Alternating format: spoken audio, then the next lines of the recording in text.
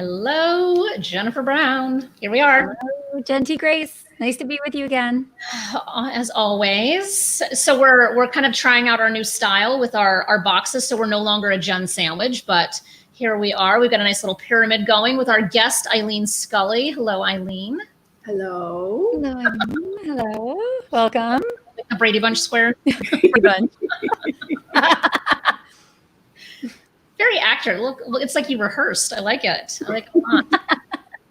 So how is everyone doing before we start chatting about some good stuff about women in the workplace? How is everyone? Just a temperature check since we're still in COVID. Yeah, it's hot. We're good. I think we're healthy. It's hot. It's hot on the East Coast. Very hot on the East Coast. Yes. Struggling with that. Yeah. I got tested for COVID, so I've had the fun nasal swab experience, which I don't recommend. But all negative, so that's good. Great. Half the battle, right? So typically, it's summertime. The three of us would have been enjoying some type of clam-like feast on the Connecticut shore, and we have not had that luxury thanks to being in a pandemic. But this is a second best, right? So, the three of us get to chat. And prior to even hitting record on this, we were already going down all sorts of good topics around just how the pandemic is impacting. It obviously is impacting a lot of people in the workplace, but specifically around women, which is your area of expertise, Eileen. So before we start kind of peppering you with questions and what we're thinking about, do you want to give just a little bit of a background of like what you do and what the Rising Tides does? Yeah, absolutely. Thank you. So the Rising Tides was founded almost exactly 5 years ago, which is crazy to me to think back. It feels like it's been 50 years and sometimes it feels like it's been 5 weeks with everything that's been happening. But we were founded to really improve and accelerate the position of women in the workplace and to really amplify the work that women do and the path that they need for success. Mm-hmm. Very succinct. That's great. And so, Eileen, I know you have many thoughts about kind of net, like, how has this pandemic impacted? Has it set us way back? Are there things that we should be extremely worried about and sort of shoring up or, voting on or advocating for, making sure we don't lose the toehold that, we've fought so hard to have? And I would love to know too, like, is there anything positive about all the changes that we've seen for women in the workplace? Yeah, great positioning. I think this is a time for every person that works in any type of an environment, anyone who works outside the home, to reevaluate what that looks like. So if you're in a position of leadership, you've got an opportunity right now to look at the entirety of your workforce, how they've managed to creatively problem solve during this pandemic and still serve your customers, your clients, whoever it is you're working with, and also how they're managing to do this with a full workload at home. How many of your employees are homeschooling, not by their own choice? So they have a full house and a full slate of work, and they've still managed to be, I'm going to guess, fairly successful doing what you've asked them to do prior to the pandemic. So how do we take that resourcefulness and that creativity and apply it to designing a new workplace and a new way of working that does work for everyone? Finally, we're not in that place now, right? So what we're reading every day, there's a thought piece that says, hey, so for the first time, married couples where one partner took the bulk of the childcare, the other partner is finally seeing what exactly that involves when they're not around or when they've been going off or traveling for work and the other partner's been home doing the childcare. So there's some illumination on that. The division of labor has not been equal, and people are starting to see that in a way that can't be denied. And I think that that's our opportunity to say, okay, how do we now create a workforce that doesn't support only that partner that leaves the home every day and goes and sits in the office, but one that supports the partner that takes on the bulk of the childcare? I feel like there's that old adage, right? If you want something done, ask a mom. Like I feel like ask a single mom. Oh, for real. Yeah. Yeah, because I feel, and like I've just been watching a lot of stuff too, because obviously as a parent myself, like it's just kind of curious to see how people are doing different things. And then friends of mine who might be employed by somebody, just trying getting a assessment of what their employer is doing for them. And it's just fascinating to me to hear, like, for some people I know, like they're working at midnight or 1 a.m. because that's the time where it's quiet and everybody's out of their hair and asleep. But at the end of the day, they're still getting the job done. And I think that that's like one of the most important things to be facing forward with this, is that no matter what, they're still getting the job done. And I think that, I don't know, I'm curious what you think about just working hours and that concept. Life balance? Are we having that conversation? As if such a thing exists.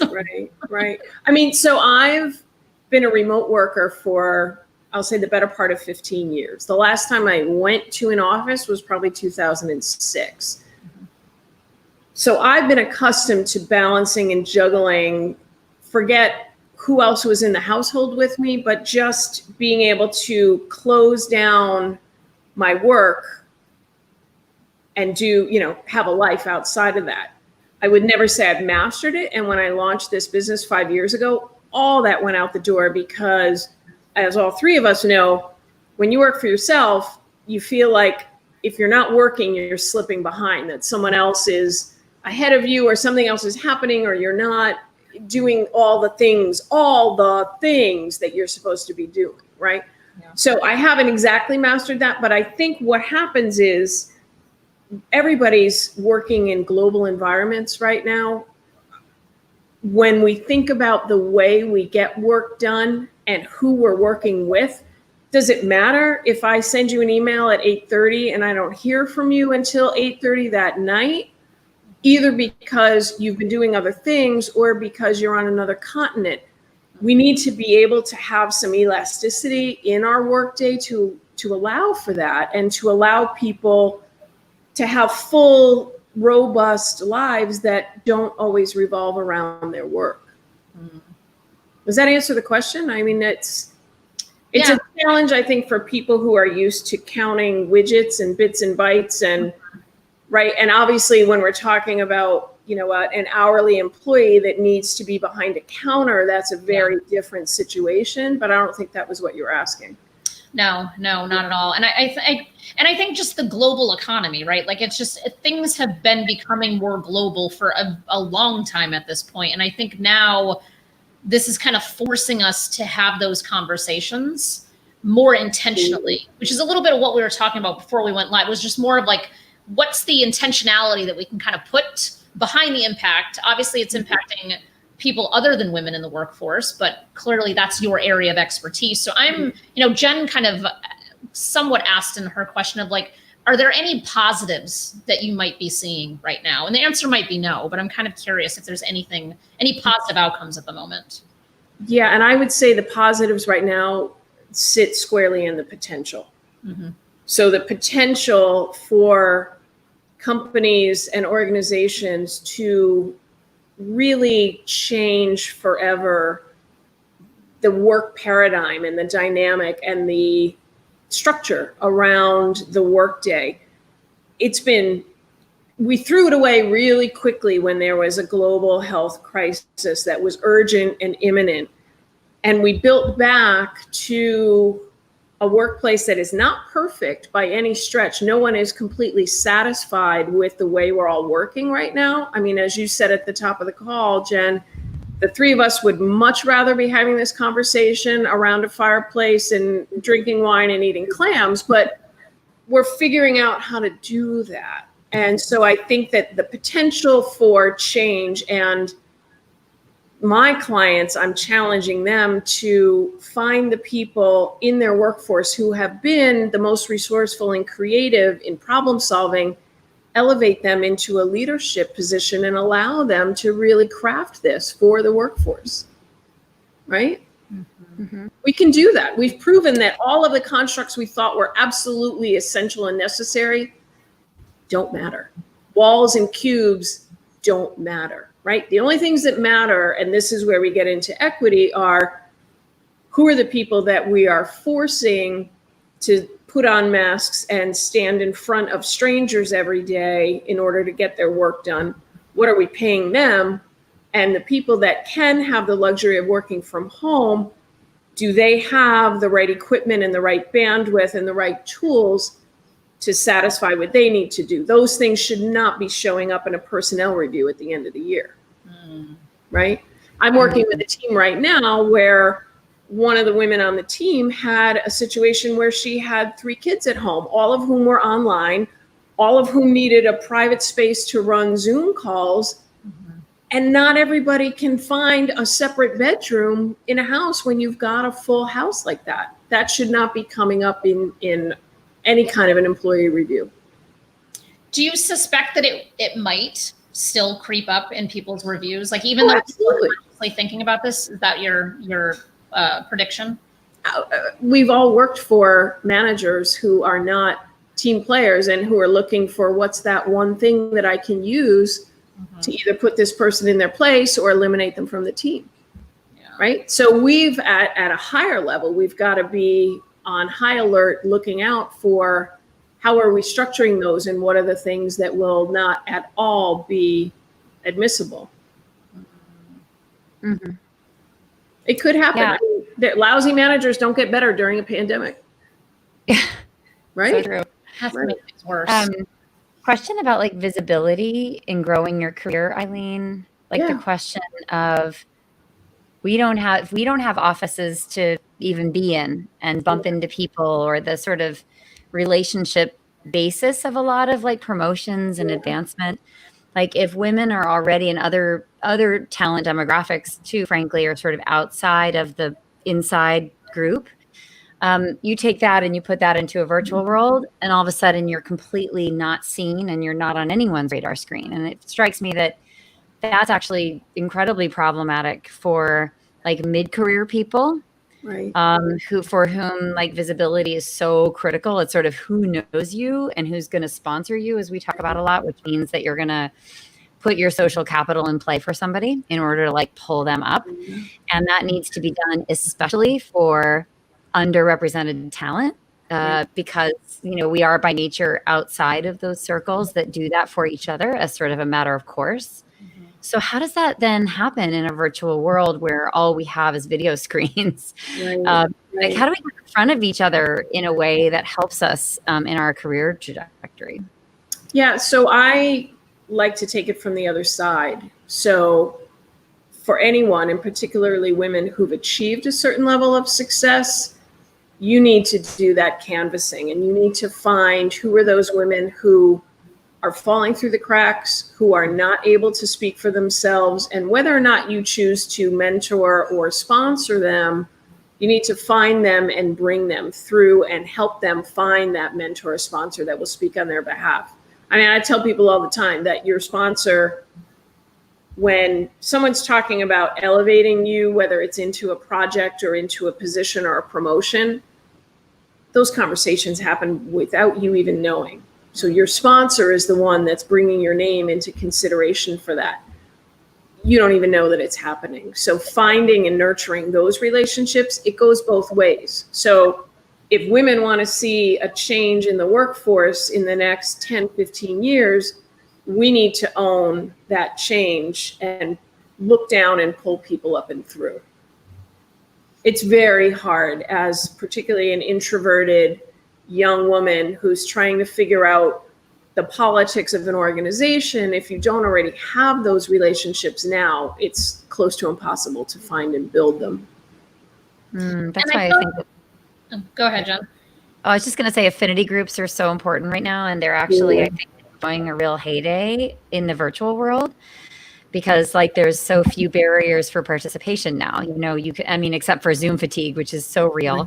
It's like the last thing you want to do is get on another call, but that's not like essential to your job. But at the same time, showing up is easier than it's ever been. It's not predicated on geography or, you know, whatever your role is. And so they're actually enjoying a resurgence in membership. And so if you work for an organization as a women's network, now is the time to like step forward for a leadership role, committee role, like something to ensure you're continuing to meet people and network, and also generate some of those sponsor and mentor relationships that we've learned are so important. In fact, they're like the most important thing, according to Sylvia Hewlett's research on forget a mentor, find a sponsor. This is like the number one thing that makes the difference. It's not diversity training and unconscious bias stuff. It's literally having somebody, like you said, talking about you when you're not in the room, advocating for you and saying, no, we need to give her this opportunity because she's a rock star and she has a lot of potential, and I'll vouch for her. So, and you're right, we women can do this too for younger and younger women. I love that you always bring that lens to this too, because that's we have to, right? I mean, it's not going to happen organically. And all of these brilliant, high potential, mid-career women need our help to accelerate that. I mean, how many, forgive me for saying this, but how many mediocre mid-career men get pulled up and through and skip levels because they're playing golf or poker with the right guy? And that all happens. And we've all lived in that space. And that's fine because that works for those men. But we need the same kind of process for the women. And it takes a different form. When my daughter was growing up, I couldn't skip out after work and go play a round of golf. So I had to get home. I had a kid to run home to. This is what I'm saying about reevaluating the way we work and the way we've constructed that space. And I also think that, especially now with the pandemic and the Zoom fatigue on top of it, where I've had a couple of instances where obviously I employ myself and others, so I'm not worried about, being pulled up anywhere. But like even in networking settings where I might be on a call that's from 5 to 6, or depending on the day, it could be from 10 a.m. to 11 a.m. And like I have to be off at the top of the hour on the hour because I have a child who is waiting for me, and I had to bribe him to get an hour of time to myself to begin with. And so you have that on a magnified scale where for me, it's just like, because my point was going to be is that you then have the chatter that happens after, like, here's this hour of programming. And then it's basically like the virtual water cooler chat where now you're talking about more personal things. And then, so there's so many women who are missing those opportunities because they're the ones that are doing often the primary caregiving. And like, for me, like I've had that happen and I'm a single mom, so I have my son half the time and I've still had that happen. And it's like, it just doesn't feel good when you know that you are missing out on that vital conversation that could have some impact on your business, in our case, the three of our cases, or for other women, their careers. And it could have a very detrimental effect. Absolutely. Also, when you're seen as the one who's always leaving the office first, or where it doesn't matter why you're leaving, but if you need to leave and you're always the first one to leave. So I used to, when my daughter was grown, I was working on a team with a number of people who had much younger children. So they were running around doing the whole weekend soccer and activity thing, which was over for me by then. But I got very involved and committed to nonprofit work at that time because I had this huge space to fill. So when I introduced myself to a new team, I would say, just as all of you have your soccer practices and your dance recitals, I run a nonprofit in my spare time that's very important to me and my personal fulfillment. And I found that if I, covered it in their soccer practices and sort of served it up that way, that it was relatable. But if I just said, oh yeah, I'm going to volunteer, okay, that's, it would have been seen very differently, put it that way. Which I also think is unfair to women who don't have children. So like there's a whole other like balance side of this conversation too, is that so often women who don't have children are treated completely unfairly for entirely different reasons. Right. Because in that case, like I know you have, you are a parent, but like, if Jen had made a statement like that, it would be like, well, how are you comparing your extracurricular volunteer activity to my child? And like, that's not a fair argument either for anybody. Right. And like, when you think about performance reviews, I mean, back to that, I worry a lot about sort of backlash to the flexibility for parents that's being given and sort of the resentment of that. And then like, how do we level the playing field when some of us are struggling, have so many, struggles in managing our own productivity, the number of hours we can work, the ability to focus and have a quiet space. And And then how do we balance that with those of us who don't have the family challenges to, at the same time, prioritize our own priorities in our calendars? You know, I feel like many teams have transparency for their calendars, and like even just sort of down to the nitty gritty level of like, well, how come I have to be online? How come I'm expected to take all the overflow work from XYZ on our team? So how does a manager, like, you know, make this somehow equivalent when the sort of impact of not just like, but COVID, not COVID, on certain like family members and certain communities? You know, when you account for all that, the manager then has to be in this, somehow play God and play judge and jury about what's fair, when like literally the bottom has fallen out of like what a high potential, right, whatever that means, like now looks like, right? And then how you read it. So it's really interesting. I am hearing a little like backlash here and there, and I just think it's fascinating to kind of wonder like how, you know, how do we level this out in a way that is wise and fair in such a dynamic situation? Yeah, I don't think the expectation of fair is fair. So, right, nothing's ever going to be fair. Like, did you grow up in a household where your parents treated you and each of your siblings equally? Probably not, right? Like everybody knew who was the favorite.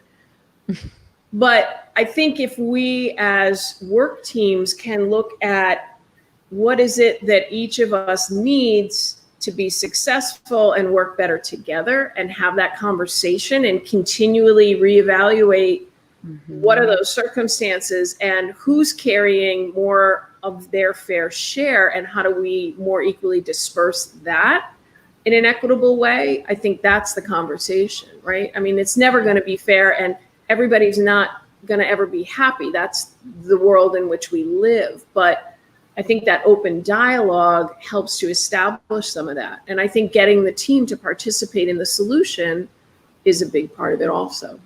And the other piece of it is, you know, when I talk to people about the different people we work with and among, there are so many different ways that people present in how you think you know someone.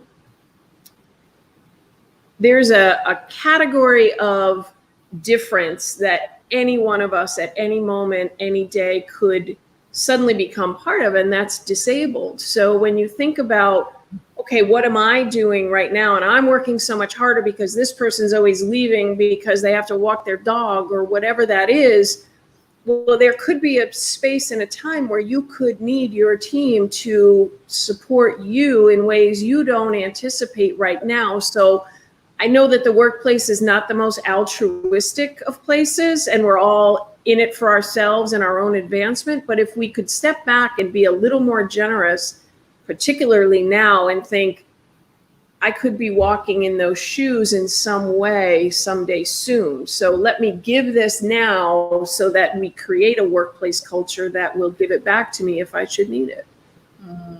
I love that. I don't know. I mean, I sometimes I'm a little too Pollyanna, but I like to think that we can really work we've all worked in horrible workplaces, and that just does so much to zap our creativity and our energy and our productivity. Let's turn it around, right? Because you really don't know when you're ever going to need it. Like, and I know you actually both have read my memoir before it came out, but like I talk about just having like a massive sleep deprivation issue because of, and not just insomnia, like literally not sleeping for 6 months. And so that was a time where I had to rely on everybody around me to pick up all the pieces that I was not able to, like I was just I was so quasi incoherent. But like that's when you have that kind of goodwill built up where you can ask a little bit more of people while you're going through that thing, because you would do the same thing for someone else. Right. And I think so often, especially in larger work environments, like we kind of lose sight of like, hey, we're all just people doing this thing to contribute in whatever way we're contributing. But so often we're not, we're just not even extending that common courtesy. I've said multiple times since this whole pandemic forced quarantine started, like, when was the last time you wanted to invite all of your colleagues and all of your clients into your living room? Never? Me neither, right? So we're in each other's very personal, private spaces for the first time. And it's changing some of that dynamic too. Like when you see someone's little kid run in the room, it's not a big news event like the BBC guy was last year, right? It happens to all of us every day. Yes, it does. Yeah. Yeah. It does. I would like to equate this concept too to the one of allyship. So I often think about my needing allies as a queer woman. So male allies, straight allies, like, you, Eileen, thank you. So grateful. And yet having more capacity than I'm actually using to provide allyship, to provide advocacy, right? And my big thing these days is that you have unused capacity, and you're going to need that capacity someday. Yep. If the tables were turned, like I love to think about how many parents, for example, have their kids coming out to them as trans and gender non-binary, for example. And I think to myself, at that moment, that parent, like, wouldn't it have been amazing to be tuned in to that conversation before you needed it? Yep. Wouldn't it have been amazing to understand that this could be my life too? Like that there are people around me who are suffering, that aren't able to do their best work, thrive, manage things. And I have some capacity to give, and I need to give it as I can and as I'm able to.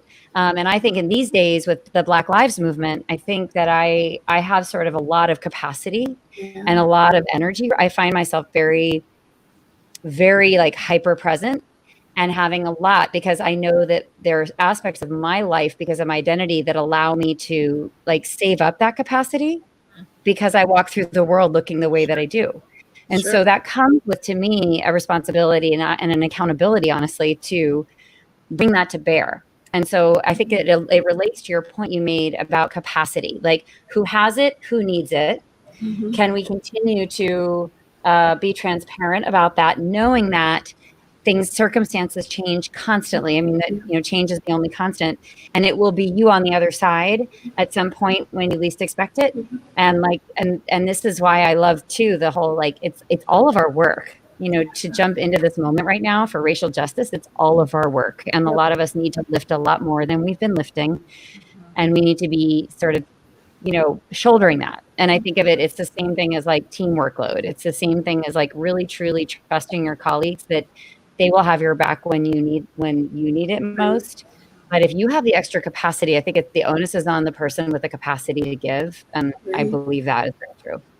And again, it's not done because you expect that you'll need it in the future. It's done because it's the right thing to do.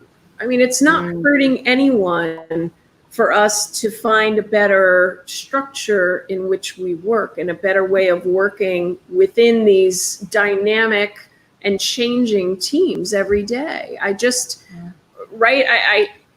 understand that there are people who will always find a way to look at something and not participate because they're not getting anything directly out of it. Mm-hmm. I understand those people exist, and we live and work among them.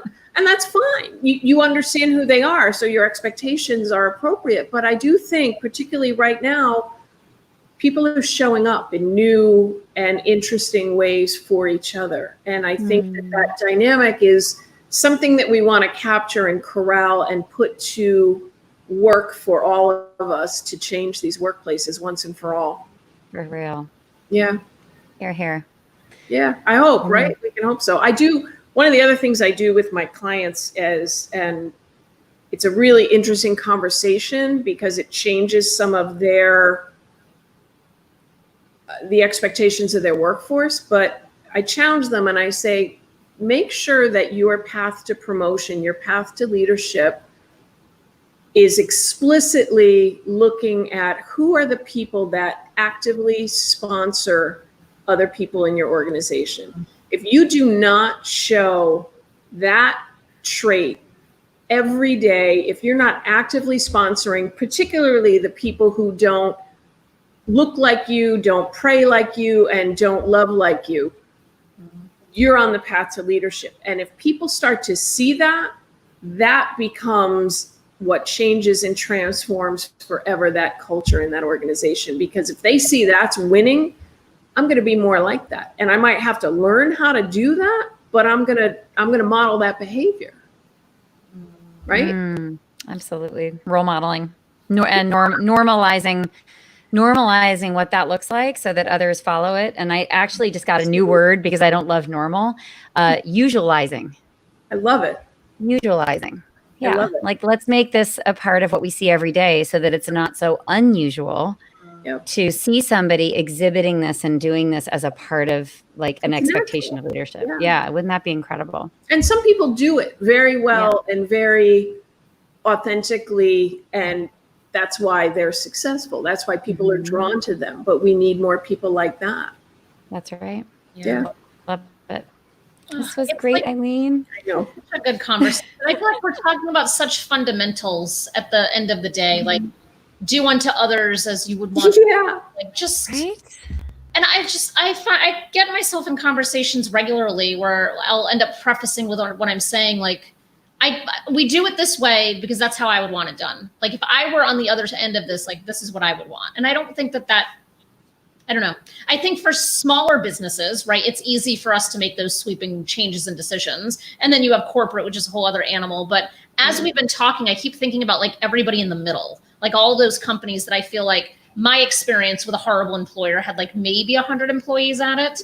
So like they're bigger than like, you know, you got 10 people, you can make good decisions quickly. Once you get higher than that, like it starts to get like really mucky. So I think it is that individual person's responsibility to kind of, you know, take it however they can to help others and just be of service. I don't think that, I don't know. I feel like this shouldn't be rocket science, but unfortunately, so much of what, you know, the two of you do in particular, like teaching and training and consulting and all of the things and speaking around these topics, like at the end of the day, we're just talking about being people, like just be a person. We can quote Eduardo, Jenn, with his be an effing person. Like he needs to have like that's just his mantra, be an effing person. Yes. I love that. I'm trying to keep the actual swear words out of our videos. Thank you for that. We would have to put the censored block in front of Jenn's mouth. Right? But it's true. It's not that hard to be a good human and to be generous. Yeah. Like I think I talk about professional generosity in my practice all the time, where if you can find something and do something that benefits someone else professionally while taking no benefit from that yourself, imagine if we each practice that on a daily basis and just gave stuff to other people just for them. I'd love it. It's a beautiful call to action for anyone who's watching this now or whenever they might be watching it in the future. Like just do one thing today that's a generous act for somebody that you work with. Yep. Without it, you gain no benefit. Yep. Oh, I like that. Yep. Oh, it's a nice way to punch at the end of our conversation. I know. Very good reminder. It is. I know. I know. It's so fast. Wow. The three of us could talk for hours as we have, but for the sake of those watching, we'll keep it succinct. That's great. Eileen, it was so nice to see you. Thank you both. Lovely to see you. Have a good one, both of you.